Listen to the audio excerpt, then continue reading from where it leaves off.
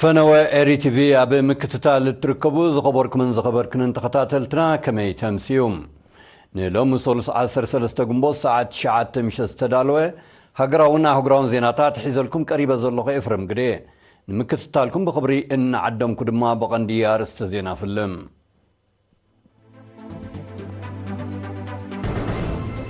اب زوا ماكل مبل 34 عمت صنبل ناصنت نمعراق بدرجه زوبا كصنح مدلوات تصافيكم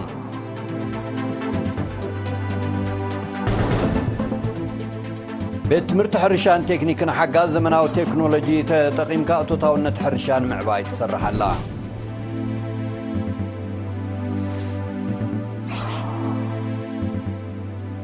اب زوباده بواقع بحري نقحت مدايت عنان معباي زتير كباتا من زوباتات تخايدوم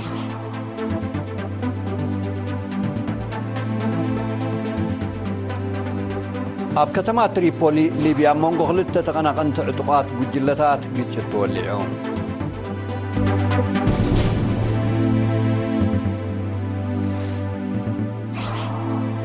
ቻይና ምስ ሃገራት ላቲን አሜሪካን ካሪቢያንን ዘለዋ ዝምድና ንምድንፋዕ ዘኽእል ስምምዓት ከቲማ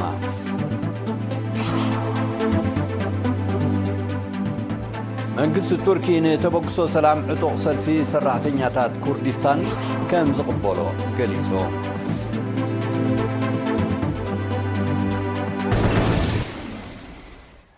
ኣብ ዞባ ማእከል መስመርና ድርዕና ብዝብል ቴማ መበል 34 ዓመት ጽምብል ናጽነትና ንምምዕራግ ደረጃ ዞባ ከጸንሐ ባህላውን ስነ ጥበባውን ምድላዋት ከም ተጻፈፈ ተገሊጹ ሓላፊ ዋሃድ ሽማግለ በዓላት ዞባ አቶ አስመሮም ጸጋ ብርሃን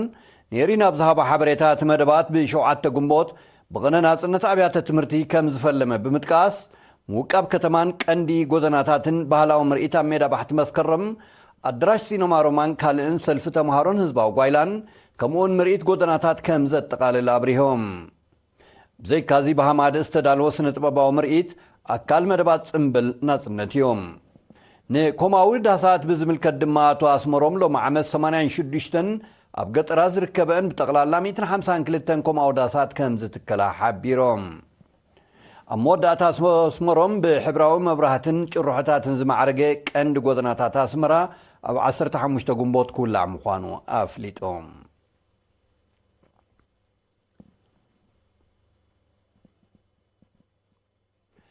بيت تمرت حرشان تكنيكنا حقاز مدنفع زمناو حرشان مسسان مهرتن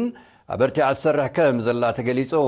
وكيل رينا سمر ايوب بملكع صبصاب نزدالو تحستو يصعب بيت مرتي حرشان تكنيكنا حجاز زمناوي تكنولوجي تطقيمكا اتوتاونت حرشان معباين بعينت نملواتن استواصو تغبرالان حلافه بيت مرتي ممر ملائكه برهان نيرينا ابزها بحبريتا كند علاما نايتي زكايد ونطفتات مسناق اكاديمياو تمرتن مويان مدلاون متكالن فلسفات ناي شغلت عدلات مفتار كومون فريات ابتا بيت مرتي زركبات كالات برت عواغان حزبي مغراب كم زتقالل حبيرون فابريكا مالمالاتا فابريكا صبان وصيتون فابريكا نبيتن قلب سرع قلدما وقتن حليا زسرحا انت خنا حزبي برت عواغا تربحي صقاتات كبابي خوينو مهلاو زتقسم مهر ملاكه نتمهارو بقبرن كل حسابن زوهاب عودة مرتي سنة انسسا سنة اتكلتي اغرو ميكانيك سنة معقاب ماين حمدن كمون لمعات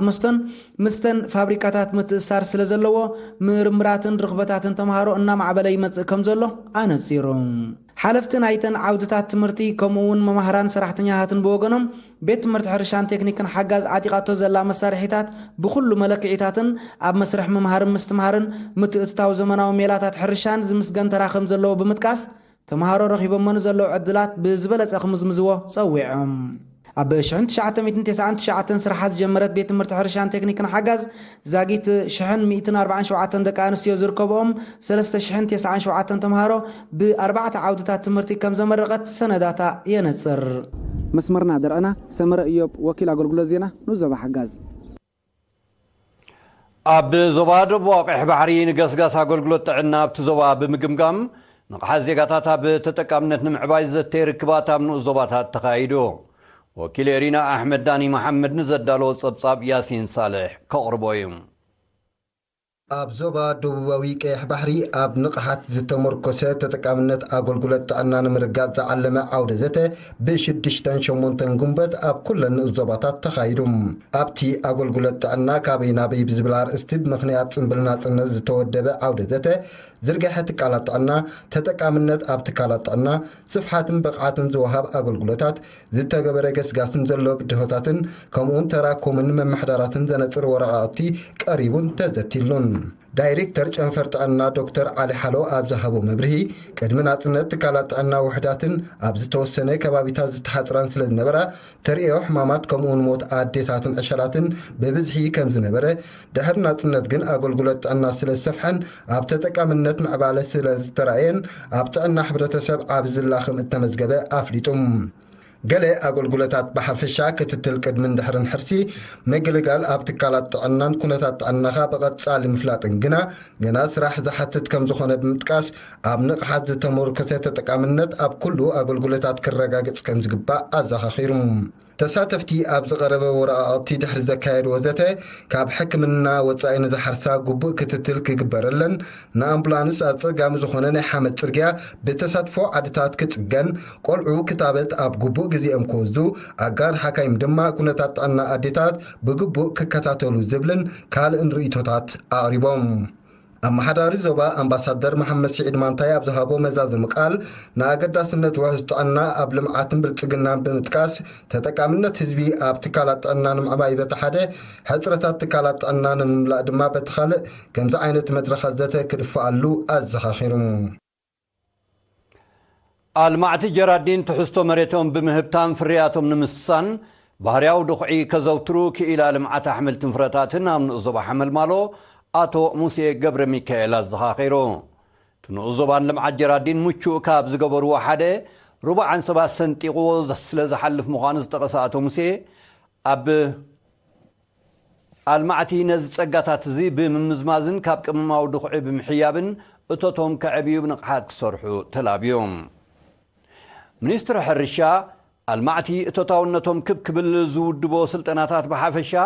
ኣብ ምድላው ባህርያዊ ድኹዕን ፀረ ባልዕን ዘተኮረ ድማ ብቐንዱ ዘተባብዑ ውፅኢት ይርከቦ ከም ዘሎ ብምጥቃስ ካብ ዓመተ 2024 ክዕደል ጀመረ ካብ ፀሃያይ ባሕርን ካልእን ብመልክዕ ፈሳስ ዝዳሎ ድኹዒ ኣብ መጻውን ክቕጽል ምዃኑ ኣፍሊጦም ቅመማዊ ድኹዒ ንጥዕና መሬትን ሰብን ጎዳኢ ስለ ዝኾነ ክውገድ ምኽሪ ክኢላታት ድማ ብግቡእ ክትግበር ብምዝኻር ለበዳዊ ባልዕ ፍረታት ንምምካት ኣልማዕቲ ብዝተወደበ መልክዕ ንምጥፉእ ስጉምቲ ክወስዱ ኣተሓሳሲቦም ኣብ ንዞባ ሓመልማሎ 494 ሄክታር ዘልምዑ 688 ሰብ ጀራዲን ክህልው እንከለዉ ካብቲ ዝለምዕ 318 ሄክታር ፍረታት 112 ሄክታር ኣሕምልቲ 64 ሄክታር ድማ ቀጠልያ መግቢ እንስሳ እዩ ኣብ ዓመት 2024 ብምትሕብባር ህዝብን መንግስትን ኣብ ንዞባ ቅሮራ ዝተሰርሐ ዲጋታት ኣብ መነባብሮ ናይቶም ሰብ ክሳግማዊ ህይወት ክመርሑ ዝጸንሑ ዜጋታት ርግኣት ፈጢረን ጋዜጠኛ መሐመድ እድሪስ መሐመድ ዘዳሎ ጸብጸብ ኣሎ እልልታ ሃብተ ማርያም ከተቀርበልና ኣብ ንእዞባ ቁሩራ ኣብ ዝሓለፈ ዓመታት ዝተሰርሐ መጠን ንኡስ ዲጋታት ምንጭ ማይን ሰብን ጥሪትን ብምሓስ ኣብ መነባብሮ ርግኣት ከም ዝፈጠራ ኣመሓዳሪት ንእዞባ ኣቶ እድሪስ ዓሊ ብምኽንያት ጽምብል መበል 34 ዓመት ናጽነት ኣብ ዝገበሮ ቃለ ምሕትት ገሊጹ 2024 ብምትሕብባር ህዝብን መንግስትን ኣብ መምሕዳራት ከባቢ ኣራግን እማህሚነን ዝተሰርሐ ክልተ ዲጋታት ነቲ ከባቢ ጥራይ ዘይኮነ ካብ ካልእ ከባቢታት ንዝመጸ ሰብን ጥሪትን ኣገልግሎት ዝተማይ ክህባ ምጅማረን ኣብቲ ከባቢ ንዝነበረ ከቢድ ጸገም ከም ዝፈትሓ ሓቢሩ ኣብ ምምሕዳር ከባቢ እማህሚነ ዝተሰርሐት ኣስታት 1000 ሜትሮ ኪዩብ ናይ ምሁላል ዓቕሚ ዘለዋ ዲጋ ኣብ መጻኢ ምእለይ ውሕጅ ተሰሪሕላ ኣስታት 3000 ሄክታር ንዝኸውን ኣብ ትሕቲኣ ንዝርከብ ጎላጎል ብምስታይ ሕርሻዊ ልምዓት ኣብ ምድንፋዕ ክትውዕል መደብ ከም ዘሎ ሓላፊ ሕርሻ ኣብቲ ንእዞባ ኣቶ ኣድም ሳሌሕ ኣብሪሁም ዲጋ ጭምንዐ እንተላይነቶም ካብ ንእዞባታት ናቕፋ ኣደብሓን ካልእን ከባቢታት ንመግሃጫን ማይን ዝመጹ ዜጋታትን ጥሪቶምን ምንጭ ማይ ኣውሒሳትሎም ከም ዘላ እቲ ሓበሬታ ብተወሳኺ ኣፍሊጡ ኣመሓዳሪ ንዞባ ቁሩራ ኣቶ እድሪስ ዓሊ ኣብ መወዳእታ ንውህደትን ኣበርክቶን ህዝቢ ሓይልታት ምክልኻልን ሰራሕተኛታትን መንግስትን ብምኡጋስ ህዝቢ ብሓፈሻ ጓሶት ድማ ብፍላይ ንዝተዋሃለለ ማይ ብውሕልነት ክጥቀምሉን ነተን ዲጋታት ክከናኸንወንን ተላቢብ ድጋጭ ምንዐ ካብ ሓውሲ ከተማ ኣማህሚና ንሸነኽ ደቡብ 11 ኪሎሜትር ርሕቃ እትርከብ ኮይና ትሕተ ባይታዊ ማይ ብምህዳም ኣብቲ ከባቢ ዓብ ለውጢ ኣምፂኣላ ዝስዕብ ክቡራን ተኸታተልትና ዜናታት ወፃኢን ምክትታልኩም ከዓ ደጊመ ብኽብሪ ዕድመኩም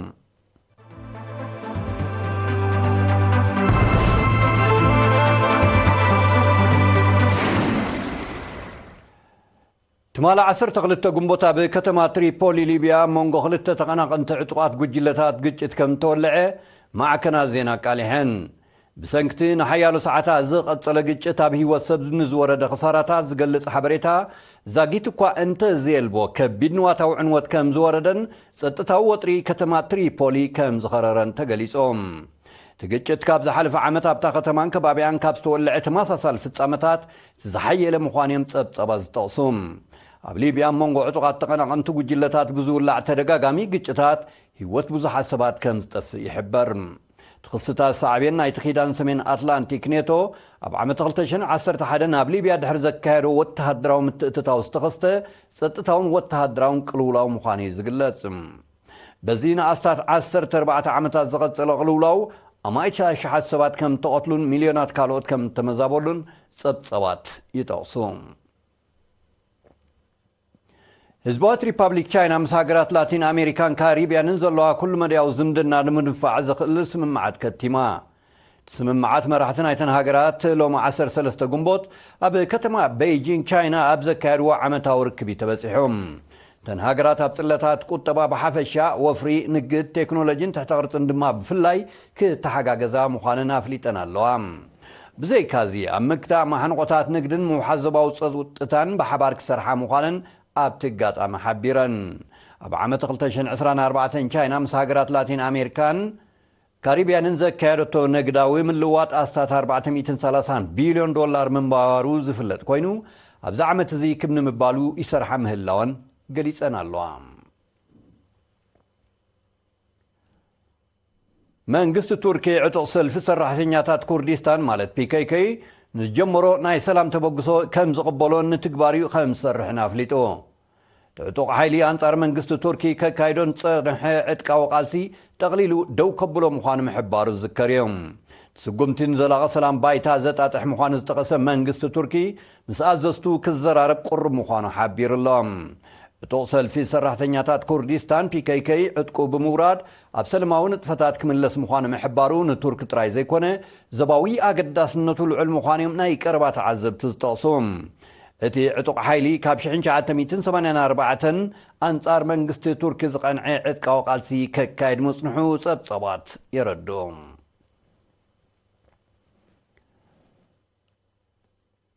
ትማሊ 12 ግንቦት ኣብ ምብረቓዊ ገማግም ጃፓን 5.7 ሬክተር ምንቅጥቃጥ ምድሪ ተኸሲቱ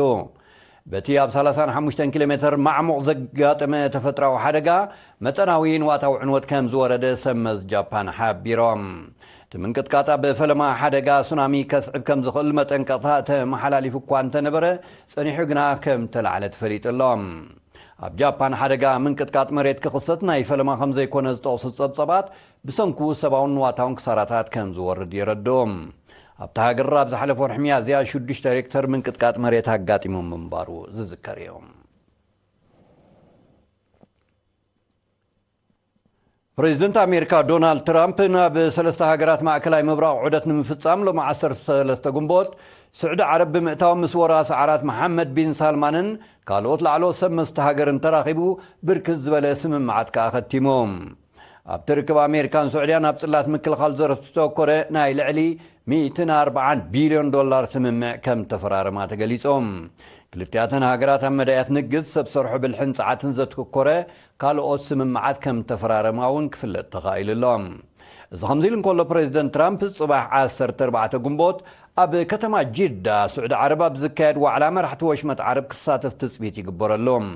ፕሬዚደንት ዶናልድ ትራምፕ ድሕሪ ሱዑድያ ናብ ቀጠርን ሕቡራት ኢማራት ዓረብን ከመርሕ እዮም እዚ ዑደት እዚ ኣሜሪካ ምስ ሃገራት ማእከላይ ምብራቕ ዘለዋ ዝምድና ንምድልዳል ንተካይዶ ዘላ ምንቅስቓስ ዘጉልሕ ምዃኑ ተንተንቲ ህልው ኩነታት ይገልጹ ጸሓፊ ጉዳያት ወፃኢ ኣሜሪካ ማርኮ ሩቢዮን ጸሓፊ ምክልኻል ፒት ሄገስትን ኣብዚ ዑደት እዚ ይሳተፉ ምህላዎም ከዓ ተፈሊጡሎም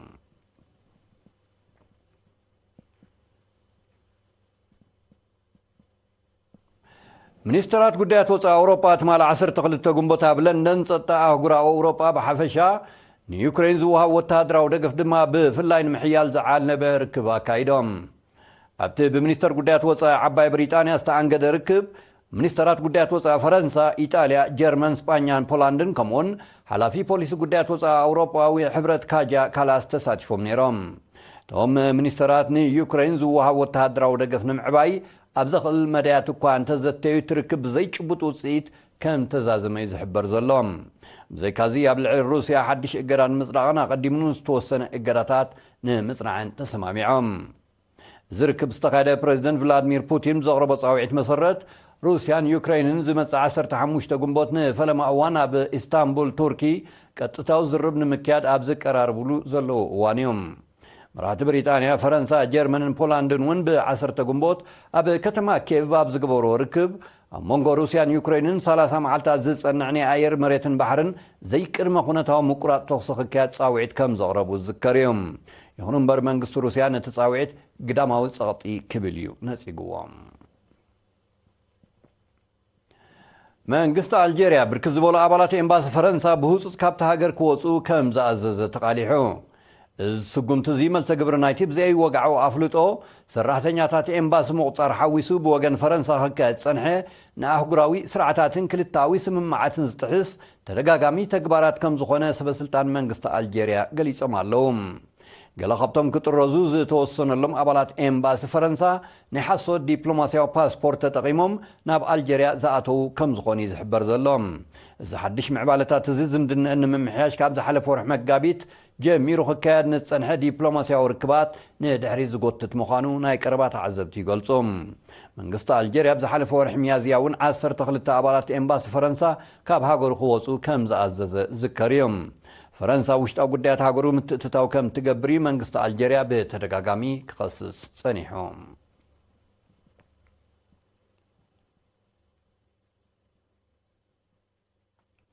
መንግስቲ ሩስያ ኣብ ከተማታት ካሊንግራንድን ኢርኩትስክን ዝርከብ ኣብያተ ጽሕፈት ቆንሱል ፖላንድ ከም ዝዓፀዎ ኣፍሊጡ። ምክትል ሚኒስተር ጉዳያት ወፃኢ ሩስያ ኣሌክሳንደር ጉሩሽኮ ኣብ ዝሃቦ መግለጺ እቲ ስጉምቲ መልሰ ግብሪ ናይቲ መንግስቲ ፖላንድ ኣብ ከተማ ክራኮቭ ንዝርከብ ቆንስል ሃገሩ ንምዕፃው ዝወሰዶ ውሳነ ከም ዝኾነ ሓቢሩ ኣሎ። መንግስቲ ፖላንድ ሩስያ ኣብቲ ኣብ ዓመት 2024 ኣብ ከተማ ዋርሶብ ዝርከብ ማእከል ዕዳጋ ዝተኸስተ ዓብዪ ባርዕ ኢድ ከም ዘለዋ ዘረጋግፅ መርትዖ ከም ዝረኸበ ብምግላጽ እዩ ንቆንስል ናይቲ ሃገር ኣብ ከተማ ክራኮቭ ዘኸዓፅዎ ወሲኖም። ይኹን እምበር መንግስቲ ሩስያ እቲ ብመንግስቲ ፖላንድ ዘቐርበ ክሲ ኮነ ኢልካ ዝምድና ንምሽሕካር ዝካየድ ዘመተ ከም ዝኾነ ብምሕባር ነጺግዎ ኣሎ። እዚ ምዕባለታት እዚ ነቲ ኣብ መንጎ ሩስያን ፖላንድን ተፈጢሩ ዘሎ ምትፍናን መሊሱ ዘኽርር ምዃኑ ናይ ቀረባ ተዓዘብቲ ይጠቕሱ። መንግስቲ ሩስያ ወርሒ ሚያዝያ ናይዚ ዓመት እዚ ከም መልሰ ግብሪ ናይቲ ፖላንድ ቆንስል ሃገሩ ኣብ ከተማ ፖዝናን ንምዕፃው ዝወሰደቶ ስጉምቲ ንቆንስል ፖላንድ ኣብ ከተማ ሴንት ፒተርስበርግ ክዕፆ ከም ዝኣዘዘ ዝዝከር እዩ። ድሕሪ ምውላዕ ኩናት ዩክሬን አንጻር ሩስያ ኣብ ዝካየድ ዘሎ ዘመተ ኣባላት ኔቶ ፖላንድ ቀንዲ ተሳታፊት ምዃና ጸብጸባት ይሕብሩ።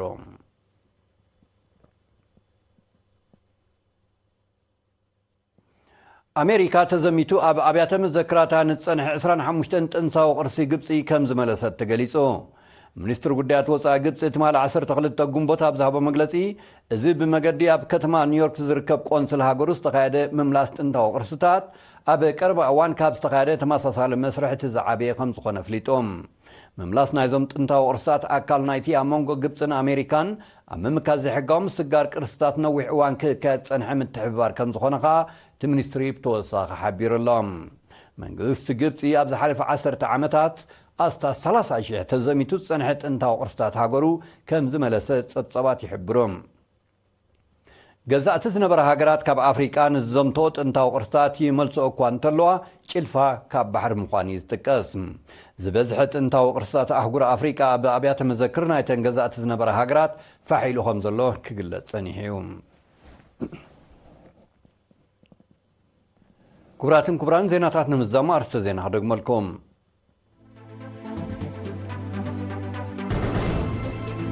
ኣብ ዞባ ማእከል መበል 34 ዓመት ጽምብል ናጽነት ንምምዕራግ ደረጃ ዞባ ክካየድ ፀንሐ ምድላዋት ተጻፊፉ።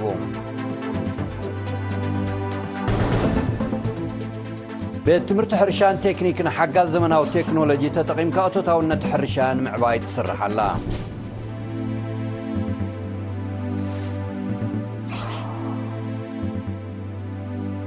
أب زبار بواقع بحري نقحة مرايت عنان معباي زيزت ركباتها بنو زباتها تخايدون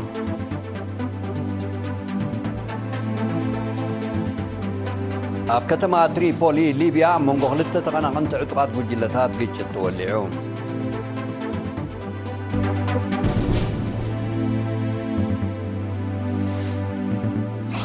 تشاينا مساقرات لاتين أمريكان كاريبيان انزلوا زمدناتات نمدن فعزق السمم معاد كاتما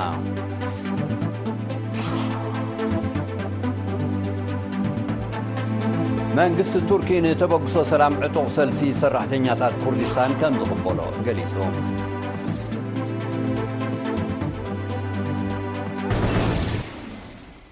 كبرانن حافظ شاو زيناتاتنا بزي تزازيمون لو مسترفو مدباتنا حدقوكم بوغني بروح مشت